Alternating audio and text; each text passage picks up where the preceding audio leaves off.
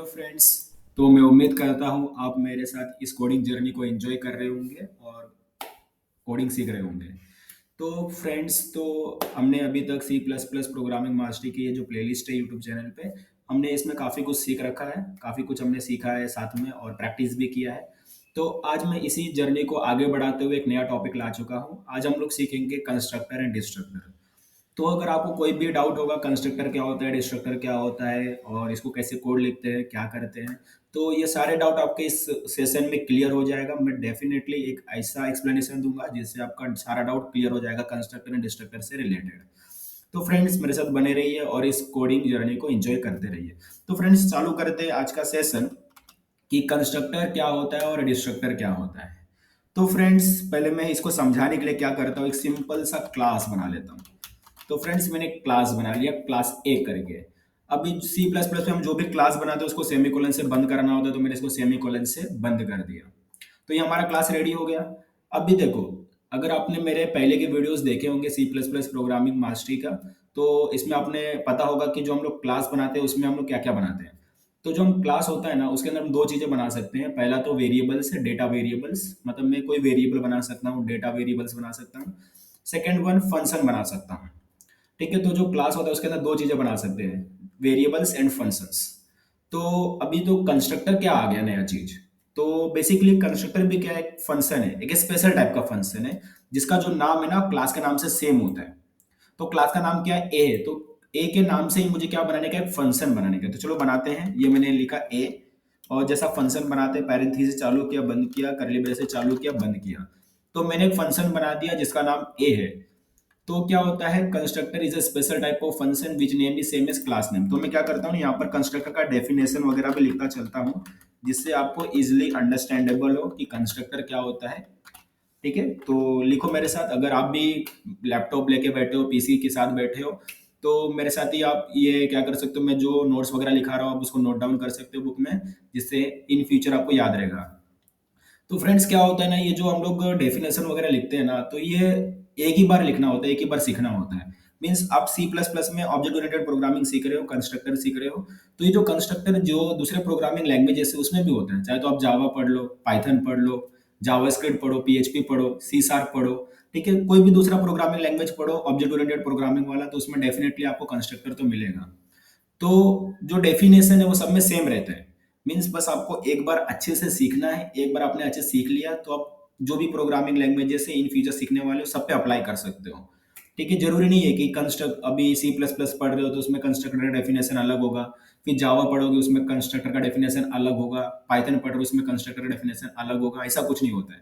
तो कंस्ट्रक्टर एक common concept, एक जनरल कंसेप्ट है जो ऑब्जेक्ट ओरिएंटेड प्रोग्रामिंग में होता है, और इसका जो डेफिनेशन है सेम होता है।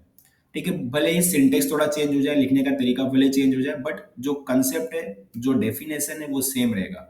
तो बस आपको एक बार अच्छे से सीखना है और हर जगह अप्लाई करना है। तो मेरे साथ बने रहिए फ्रेंड्स, तो मैं आपको एक अच्छा सा डेफिनेशन बताऊंगा कंस्ट्रक्टर क्या होता है। तो आप मेरे साथ लिख सकते हो, it is a special type of function.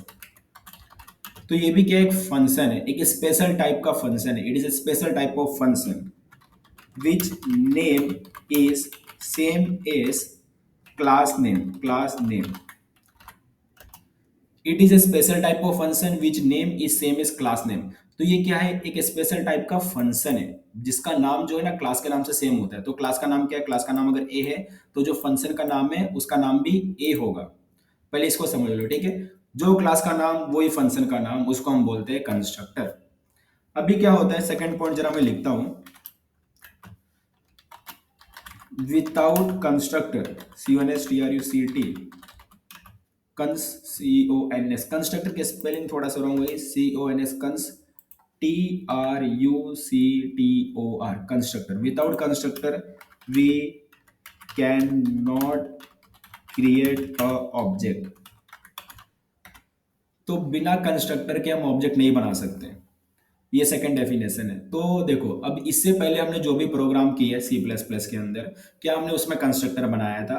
हमने कंस्ट्रक्टर तो नहीं बनाया था, बट फिर भी हम ऑब्जेक्ट बना रहे थे बराबर। तो फिर मैंने ये लाइन क्यों लिखा है, without constructor we can not create object. तो बेसिकली क्या होता है ना, कि अगर आप कंस्ट्रक्टर नहीं बनाओगे तो ऑब्जेक्ट नहीं बन सकते इस क्लास का। पहले बार तो ये क्लियर करके ले लो। तो समझो इससे पहले हमने जो प्रोग्राम लिखे थे उसमें तो कंस्ट्रक्टर हमने बनाया नहीं था, तो उस समय क्या हो रहा था पता है क्या? तो उस समय अगर हमने कंस्ट्रक्टर नहीं बनाया ना, तो जो सी प्लस प्लस कंपाइलर है वो डिफॉल्ट कंस्ट्रक्टर हमको बना के देता है, डिफॉल्ट कंस्ट्रक्टर। तो यहाँ पर मैंने जो कंस्ट्रक्टर बनाया है ना वो डिफॉल्ट कंस्ट्रक्टर है। तो सी प्लस प्लस कंपाइलर भी क्या करता है, ऐसा एक कंस्ट्रक्टर बना के दे देता है जिसके अंदर कुछ भी नहीं लिखा है। तो जब आप प्रोग्राम को रन करते हो तो कुछ होता भी नहीं है, क्योंकि उसके अंदर कुछ लिखा ही नहीं है तो कुछ होगा ही नहीं। तो इसको क्या बोलते हैं हम लोग, डिफॉल्ट कंस्ट्रक्टर कहते हैं, जो सी प्लस प्लस कंपाइलर तुमको बना के देता है अगर तुमने कंस्ट्रक्टर नहीं बनाया हो तो। मैं ये भी पॉइंट लिख देता हूँ कि third point, if we can not create a constructor, constructor, if we cannot create a constructor, then C++ compiler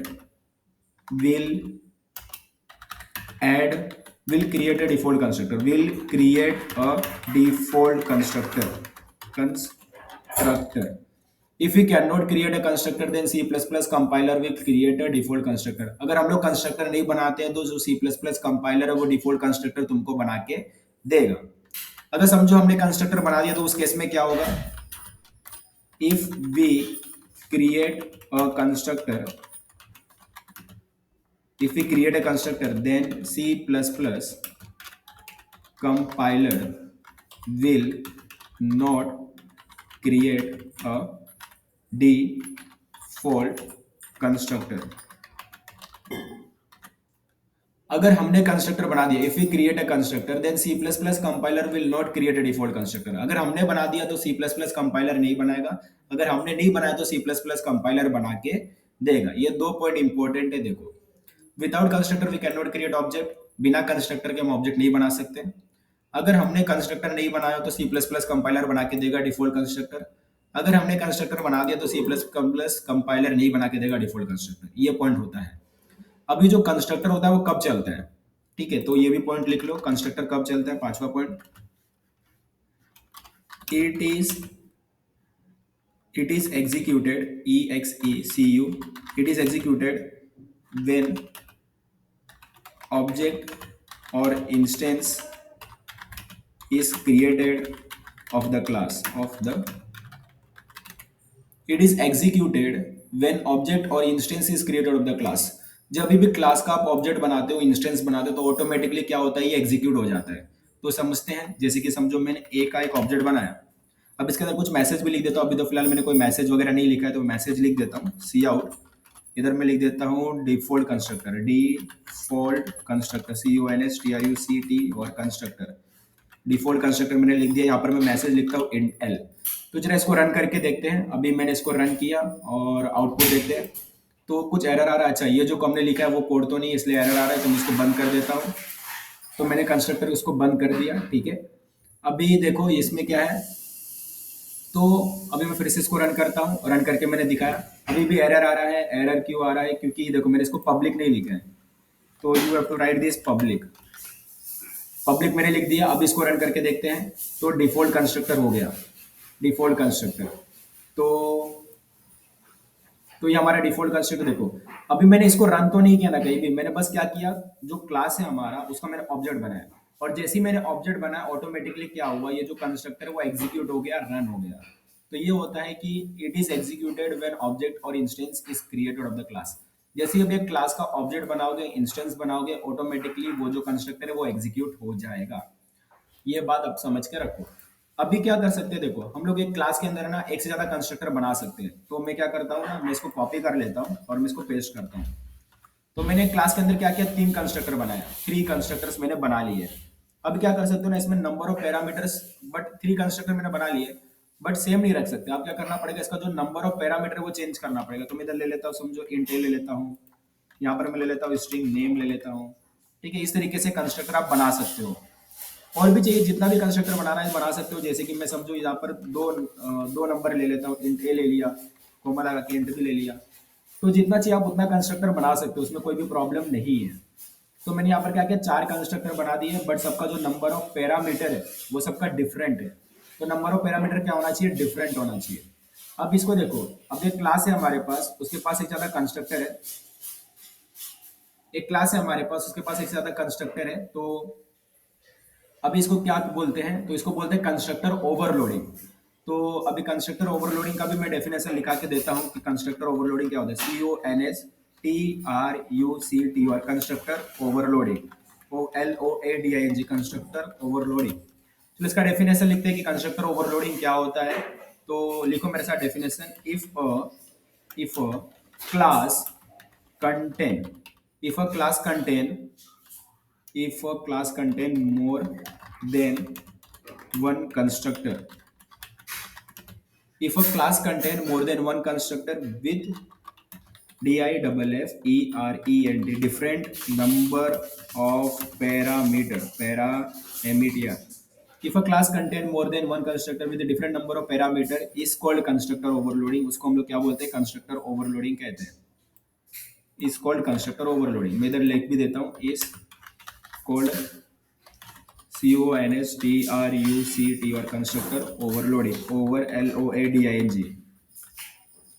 अगर आपको एक क्लास है आपके पास और उसमें एक साथ कंस्ट्रक्टर है और सबका जो नंबर ऑफ पैरामीटर है वो अलग है, जिसकी इसमें एक भी पैरामीटर नहीं है, तो इसको बोलोगे डिफॉल्ट कंस्ट्रक्टर।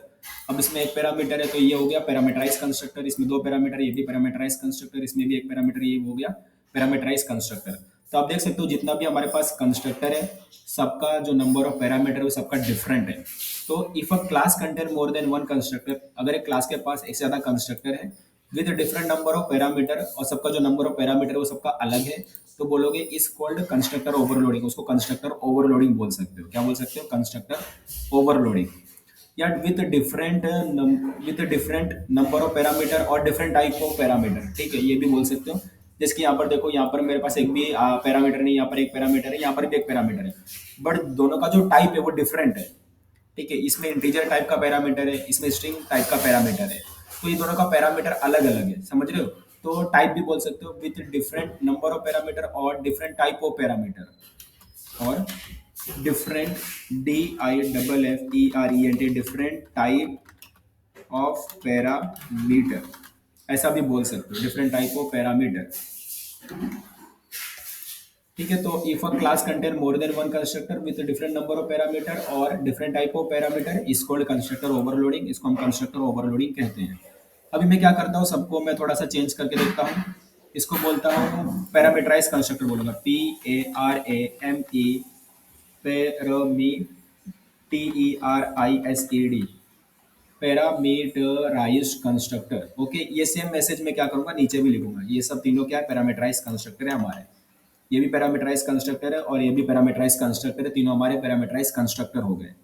अभी मैं क्या करूंगा, इसको समझने के लिए तो मैं यहाँ पर लिख देता हूँ इंट ए पैरामीटराइज कंस्ट्रक्टर, यहाँ पर मैं लिख देता हूँ int A and int B parameterise constructor, यहाँ पर मैं लिख देता हूँ स्ट्रिंग नेम पैरामीटराइज कंस्ट्रक्टर। तो इससे क्या होगा, आपको समझ में आएगा कि कौन सा कंस्ट्रक्टर चल रहा है। अगर मैं अभी फिलहाल इसको रन करके तुमको दिखाऊं तो अभी बेसिकली वो जो डिफॉल्ट कंस्ट्रक्टर है वही चलने वाला है, ठीक है। तो समझो मुझे ये वाला कंस्ट्रक्टर रन करवाने का है, तो मैं कैसे करवाऊंगा ये वाला कंस्ट्रक्टर रन। इसमें क्या करना पड़ेगा, जब मैं इस कंस्ट्रक्टर कॉल कर रहा हूँ तो इसमें मुझे एक पैरामीटर पास करना पड़ेगा, ए का वैल्यू पास करना पड़ेगा। तो चलो इसको बनाते हैं, कैसे बनाएंगे। तो मैं यहाँ पर लिख देता हूँ बी करके पैरा लिख लिया, और यहाँ पर मैं लिखूंगा कंस्ट्रक्टर और एक पैरामीटर पास कर दूंगा। तो मैंने क्या किया, वो जो ए वेरिएबल था, जो पैरामीटर था, उसका मैंने यहाँ पर वैल्यू पास किया। तो अभी जरा इसको रन करके देखते हैं तो इसके लिए क्या चलेगा। देखो इंट ए पैरामीटराइज कंस्ट्रक्टर इधर कॉल हुआ, इंट ए पैरामीटराइज कंस्ट्रक्टर ये वाला चला है। अभी समझो मुझे ये वाला रन करवाने का है, तो मैं क्या करूंगा, दो पैरामीटर मुझे पास करना पड़ेगा। चलो दो पैरामीटर पास करके देखते हैं। तो मैं यहाँ पर दो पैरामीटर पास कर रहा हूँ, तो लिख दो 4,5। मैंने दो पैरामीटर यहाँ पर पास कर दिया। जरा इसको रन करके देखते हैं। तो यहाँ पर int A and int B parameterise constructor call हुआ है। अभी समझो मुझे ये वाला कंस्ट्रक्टर कॉल करना है, तो उसके लिए मैं क्या करूंगा, तो उसके लिए मैं लिखूंगा ए डी इक्वल टू ए, और इसमें कुछ पैरामीटर पास करूंगा इस तरीके से। रन करके देखते हैं। तो स्ट्रिंग नेम पैरामीटराइज कंस्ट्रक्टर, तो समझ रहे हो। तो इस तरीके से हम क्या कर सकते हैं, डिफरेंट पैरामीटर को कॉल कर सकते हैं, डिफरेंट पैरामीटर को यूज कर सकते हैं, इसमें कोई भी प्रॉब्लम नहीं है। तो हमने देख लिया कंस्ट्रक्टर क्या होता है, कंस्ट्रक्टर ओवरलोडिंग क्या होता है, कंस्ट्रक्टर ओवरलोडिंग को कैसे कैसे कोड लिखते हैं, कैसे उसको यूज करते हैं, ये सारा चीज हमने देख लिया है। अभी चलते हैं डिस्ट्रक्टर को समझते हैं कि डिस्ट्रक्टर क्या होता है। तो बेसिकली जैसा कंस्ट्रक्टर का सिंटेक्स है वैसे डिस्ट्रक्टर भी होता है। तो मैं क्या करता हूँ, इस कोड को कॉपी कर लेता हूँ और नीचे आकर मैं इसको क्या करता हूँ, पेस्ट कर देता हूँ।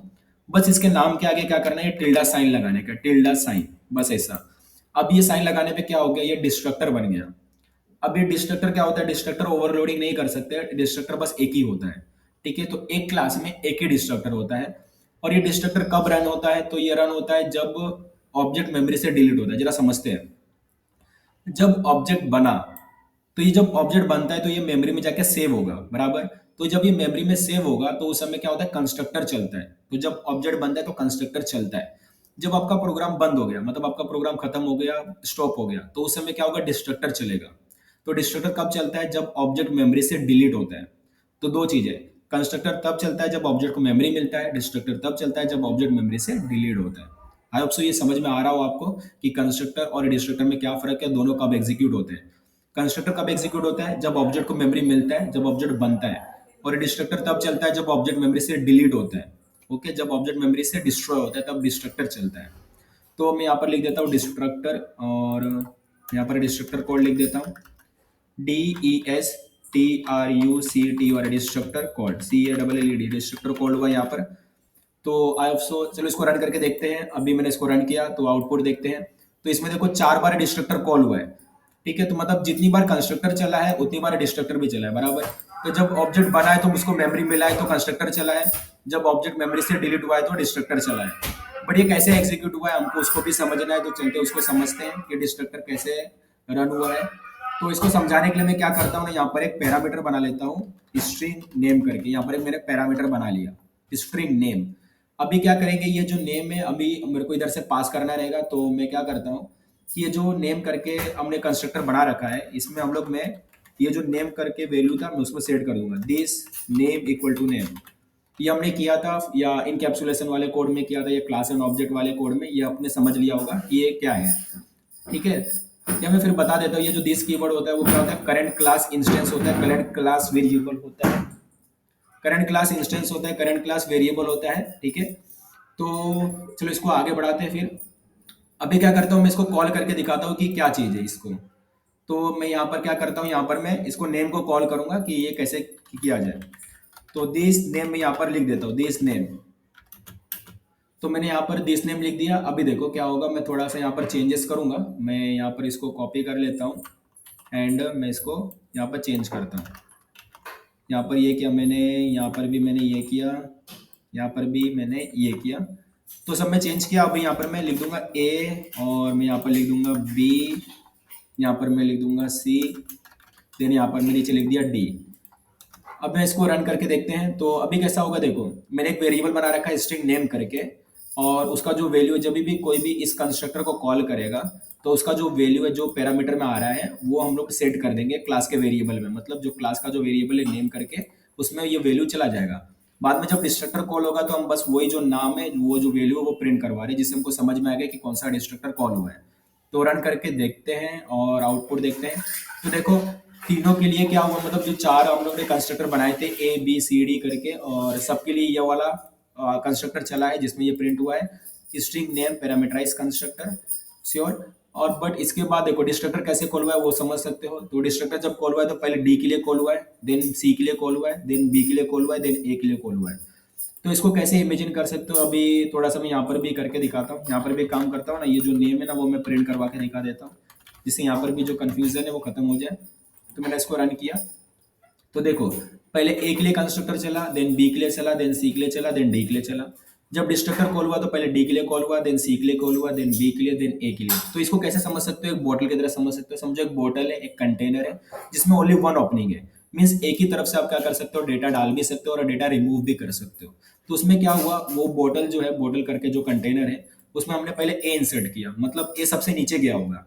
फिर उसके ऊपर क्या है, उसके ऊपर आपने बी इंसर्ट किया, ए के ऊपर बी है, उसके ऊपर सी है, उसके ऊपर डी है। मतलब एक कंटेनर है, एक बॉटल है, उसमें सबसे नीचे ए है, उसके ऊपर बी, उसके ऊपर सी, उसके ऊपर डी। तो जब मेमोरी में से डेटा रिमूव होगा या ऑब्जेक्ट रिमूव होगा तो कैसे होगा, जो सबसे ऊपर है वो पहले रिमूव होगा। तो सबसे पहला जो डी है वो रिमूव होगा, देन सी रिमूव होगा, देन बी रिमूव होगा, देन ए रिमूव होगा। तो इसको क्या बोलते हैं, स्टैक बोलते हैं, STACK स्टैक। तो स्टैक डेटा स्ट्रक्चर अगर आपको ने पढ़ा होगा कभी तो आपको पता होगा ये स्टैक क्या होता है और कैसे काम करता है। ये बेसिकली एक बॉटल की तरह होता है, कंटेनर होता है जिसका ओनली वन ओपनिंग है। मीन्स एक ही ओपनिंग से आप डेटा डाल भी सकते हो और एक ही ओपनिंग से आप डेटा निकाल भी सकते हो। तो हमने क्या किया, जो कंटेनर इसमें पहले ए इंसर्ट किया, देन बी, देन सी, देन डी, मतलब सबसे ऊपर डी है। तो जब डेटा रिमूव होगा, जब ऑब्जेक्ट रिमूव होगा मेमोरी से, तो सबसे पहले डी होगा, देन उसके बाद सी होगा, देन उसके बाद बी होगा, देन उसके बाद ए होगा। तो इस तरीके से ये काम करता है constructor and destructor. I hope भी समझ में आ गया। तो कंस्ट्रक्टर का मैंने डेफिनेशन नहीं लिखा, तो कंस्ट्रक्टर डिस्ट्रक्टर का डेफिनेशन नहीं लिखा, तो उसका भी लिख देता हूँ। डिस्ट्रक्टर का definition, it is executed exe exe cu, it is executed when object is deleted from the memory, when object is delete, when object is deleted from the memory, it is executed when object is deleted from the memory. तो ये क्या होता है, ये कब run होता है, जैसे ही ऑब्जेक्ट मेमोरी से डिलीट होगा वैसे ही डिस्ट्रक्टर चलता है। बड़ी सिंपल सी बात है। वापस से मैं जितने भी डेफिनेशन है उसका एक रिवीजन कर लेता हूँ। अभी कंस्ट्रक्टर क्या होता है, तो वो एक स्पेशल टाइप का फंक्शन है जिसका जो नाम है क्लास के नाम से सेम होता है, और बिना कंस्ट्रक्टर के हम ऑब्जेक्ट नहीं बना सकते हैं। अगर हमने कंस्ट्रक्टर नहीं बनाया तो सी प्लस प्लस कंपाइलर हमको डिफॉल्ट कंस्ट्रक्टर बना के देगा। अगर हमने कंस्ट्रक्टर बना रखा है तो C plus plus compiler default constructor बना के नहीं देगा। और ये जो कंस्ट्रक्टर कब चलता है, जैसे ऑब्जेक्ट या इंस्टेंस बनता है क्लास का, वैसे ही कंस्ट्रक्टर चल जाता है। कंस्ट्रक्टर ओवरलोडिंग क्या होता है, अगर एक क्लास के पास एक ज्यादा कंस्ट्रक्टर है with different number of parameter या डिफरेंट टाइप ऑफ पैरामीटर, इसको कंस्ट्रक्टर ओवरलोडिंग, उसको हम कंस्ट्रक्टर ओवरलोडिंग कहते हैं। डिस्ट्रक्टर क्या होता है, जब डिस्ट्रक्टर कब एग्जीक्यूट होता है, जब ऑब्जेक्ट मेमोरी से डिलीट होता है तो डिस्ट्रक्टर एग्जीक्यूट होता है। It is executed when object is deleted from the memory. तो आई सो फ्रेंड्स, ये आपको समझ में आ गया। अगर नहीं समझ में आया तो ये जो वीडियो इसको एक बार और रिपीट करो, डेफिनेटली आपको समझ में आ जाएगा। तो ये जो कोड है मेरे को आपके साथ शेयर करना है, तो मैं इस कोड को कॉपी कर लेता हूँ और मैं इधर जाकर ये जो मेरा इंजीनियर सूरज सानी, ये जो गिटहब प्रोफाइल है, इसमें C plus plus programming mastery करके जो मेरा पब्लिक रेपोजिटरी है आपके लिए, तो इसमें मैं क्या करता हूँ, मेरा ये जो अभी जो मैंने कोड लिखा वो मैं इसमें ऐड कर देता हूँ। तो मैंने इधर अपना कोड पे कॉपी पेस्ट कर दिया। अभी मैं यहाँ पे लिखता हूँ constructor and destructor, DESTRUCT, destructor dot CPP। तो constructor and destructor dot CPP मैंने यहाँ पर लिख दिया है। स्पेलिंग बार चेक कर लेता हूँ, CONSTRUCT, और कंस्ट्रक्टर एंड डिस्ट्रक्टर। ओके, इसको मैं कमिट कर देता हूँ, कमिट चेंजेस। तो ये जो कोड है वो आपको मिल जाएगा, आप मेरे गिटहब प्रोफाइल पे आ सकते हो, और ये जो public repo C plus plus programming mastery, इसमें आपको ये कोड मिल जाएगा constructor and destructor dot CPP करके। इसमें आप इसको देख सकते हो, यूज़ कर सकते हो, जो भी करना है कर सकते हो, या फ्रेंड्स के साथ शेयर भी कर सकते हो। तो फ्रेंड्स, अगर आपको मेरा ये जो कंटेंट है वो पसंद आया हो तो क्या कर सकते हो, जो आपका व्हाट्सअप ग्रुप होगा या अपने फ्रेंड्स होंगे, रिलेटिव्स होंगे जो प्रोग्रामिंग में इंटरेस्ट रखते हैं या उनको प्रोग्रामिंग सीखना है, तो ये जो प्लेलिस्ट है C plus plus programming mastery, ये आप उनके साथ शेयर कर सकते हो, जिसका फायदा उनको भी मिले। तो फ्रेंड्स, आई होप सो आपको इस कंटेंट में मजा आया हो, इस सेशन में मजा आया हो। इसी तरीके से आप अपने कोडिंग जर्नी को कंटिन्यू रखो, कोडिंग सीखते रहो। तो मिलते हैं फ्रेंड्स नेक्स्ट सेशन में, तब तक के लिए कोडिंग प्रैक्टिस करते रहो। मिलते हैं फ्रेंड्स नेक्स्ट सेशन में, तब तक के लिए बाय फ्रेंड्स।